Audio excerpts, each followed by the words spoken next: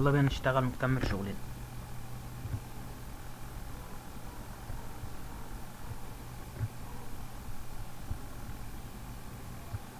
ده نموذج من التقرير جايبينه من على النت، بيانات بسيطة جدا هنبدأ نعبيها مع بعض. أول حاجة تاريخ التنفيذ، تاني حاجة المكان، هل هو منشأة تعليمية ولا منشأة صناعية أيا كان هي ايه. تالت حاجة الوصف. هنكمل بقية الكورس بتاعنا.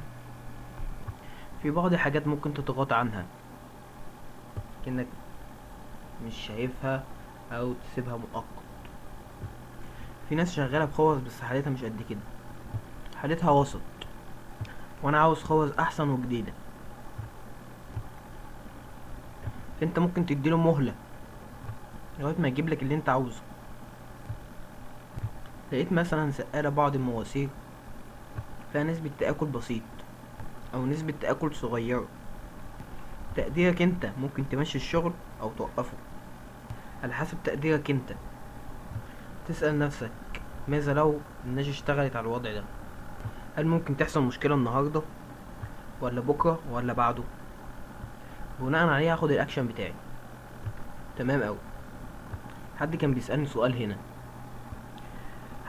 سؤال، لو هنا دلوقتي لو استشاري نزل عليك في الوقت اللي انت شايف فيه ان السقالة دي التآكل بتاعها عادي، وساعتها نزل عليك الاستشاري وقالك ما تعديش وعمل عليك اوديت.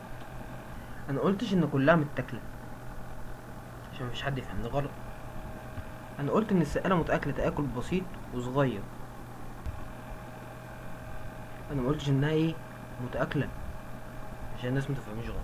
انا قلت ان الماسورة من ضمن مواسير السقالة متآكلة تآكل بسيط وصغير. كمان انت اخدت الاكشن بتاعك، شفتها وصورتها على تليفونك وبلغت بيها مشرف السقالات انها تتغير وانه يغيرها، فانت واخد اكشنك الطبيعي. فانا ما تجيبليش ماسورة متاكلة خالص وتعديها، ده ما ينفعش طبعا. واحد عمل كام شغل كام يوم اللي فاتوا دول.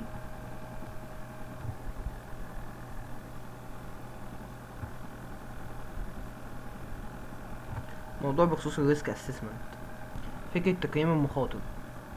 لما بقسم الريسك لريسك عالي ووسط وايه ومنخفض، انك انت في بيئة العمل بتواجه جميع انواع المخاطر، المتوسطة والعالية والخطرة. اي شركة واقعية تقدر انها تعمل تقدر تعمل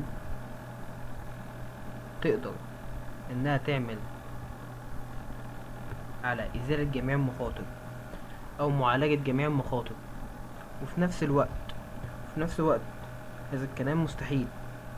فكرة من التقسيم اصلا الاولى بالاولى، الاولى في الاولى. يعني في شيء لازم نعمله اليوم، وفي شيء تاني ممكن اعمله بعد اسبوع، هكذا الدنيا تمشي. وكل اسبوع لازم يكون في ابديت للمخاطر، وكل اسبوع لازم يكون في ابديت لتحديد المخاطر.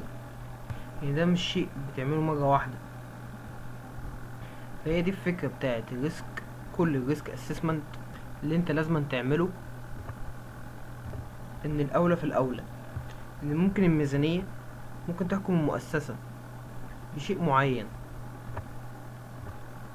فتيجي الشركة تقولك عاوزين نعالج المشاكل، تقولك ايه الاولى. الاولى في الاولى